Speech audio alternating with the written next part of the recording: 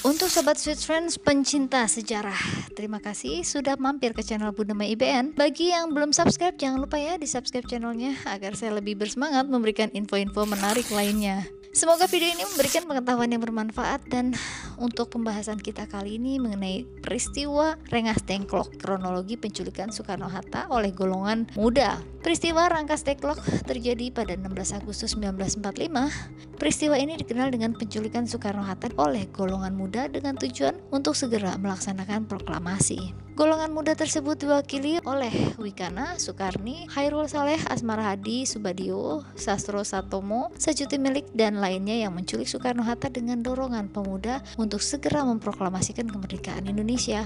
Rengas Dengklok dipilih menjadi tempat penculikan Soekarno-Hatta karena tempat tersebut sudah sepenuhnya dikuasai oleh pemerintah tanah air atau peta. Soekarno-Hatta bersepakat dengan kelompok pemuda tentang pelaksanaan proklamasi kemerdekaan Indonesia di tempat ini. Dan sebelum penculikan ini terjadi, adanya pertengkaran dan perdebatan perbedaan pendapat antara golongan muda dan Soekarno-Hatta. Rapat ini terjadi 15 Agustus 1945 di rumah Soekarno di Jalan Pegangsaan Timur nomor 56 Jakarta. Penculikan terjadi karena golongan muda menganggap posisi Soekarno-Hatta sangat mudah dipengaruhi dan terpengaruh oleh Jepang. Lalu dilaksanakanlah rapat mengenai penculikan Soekarno-Hatta. Setelah adanya perbedaan pendapat antara golongan muda dengan Soekarno-Hatta, Wikana dan Darwis menuju ke salah satu markas golongan muda di Jalan Cikini 71.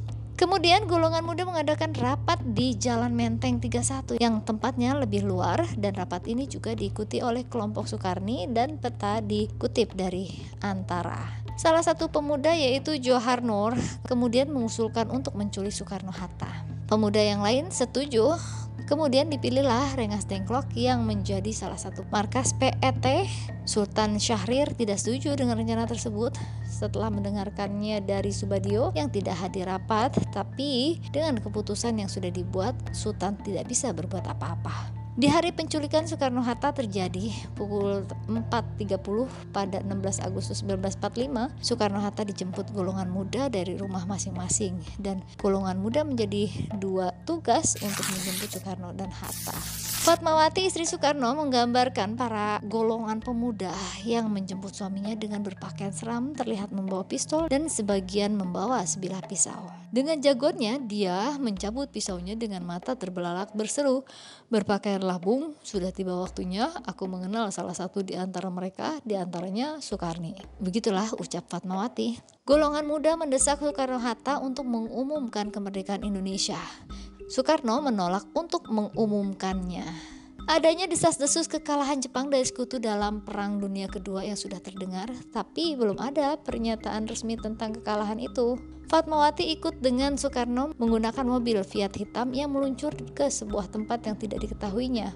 Dalam gambarannya, tempat tersebut seperti pos penjagaan, diketahui lokasi tersebut berada di Jatinegara. Saat dalam perjalanan, ketersediaan susu anak Fatmawati guntur tertinggal, dan akhirnya mobil Fiat tersebut mengambil susu tersebut di Pegangsaan. Soekarno-Hatta bersama keluarga dipindahkan ke sebuah truk yang disopiri Iding. Alasan golongan muda memindahkan karena sedan terlalu besar untuk melewati jalan menuju tujuan akhir. Ternyata itu merupakan siasat Sukarni dan yang lainnya agar supir tersebut tidak tahu akan dibawa kemana Soekarno-Hatta. Soekarno-Hatta tiba di Rengas Dengklok sekitar pukul 7, disambut oleh seluruh anggota peta, dibawa ke rumah milik seorang pemimpin peta, Jiao Keseong, Rengas Dengklok, agar mudah mendeteksi pergerakan tentara Jepang jika menuju tempat itu. Soekarno-Hatta dibawa ke sebuah ruangan berlantai papan tanpa meja dan kursi, hanya ada tikar pandan, dan rupanya tempat ini merupakan ruang tidur para prajurit peta. Pencarian keberadaan Soekarno-Hatta.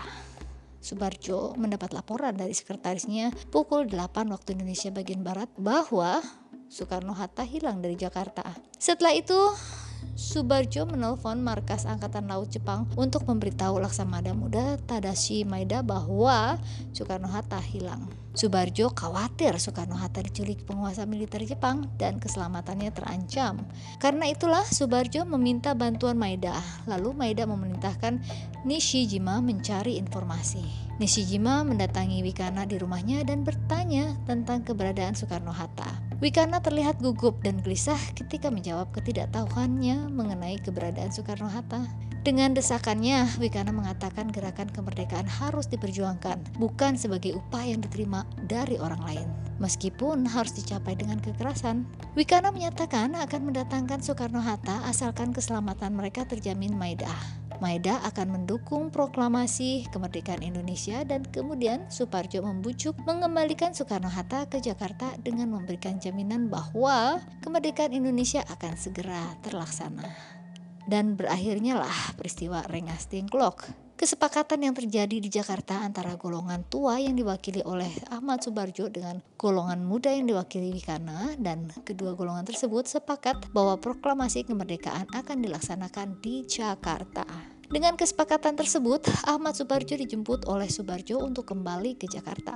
Subarjo menjanjikan kepada golongan muda yang berada di Rengas Dengklok bahwa proklamasi kemerdekaan Indonesia akan dilaksanakan pada 17 Agustus 1945 paling lambat pukul 12.00 waktu Indonesia Barat. Dengan jaminan proklamasi kemerdekaan tersebut, Soekarno-Hatta diizinkan kembali ke Jakarta dan akhirnya proklamasi kemerdekaan Indonesia diproklamirkan Soekarno dengan didampingi Hatta pada Jumat 17 Agustus 1945.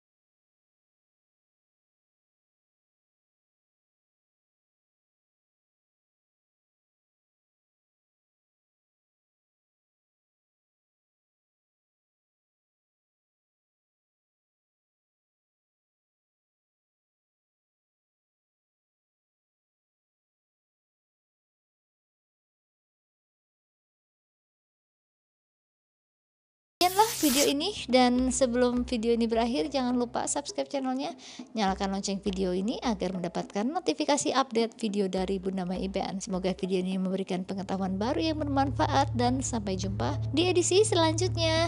Bye bye.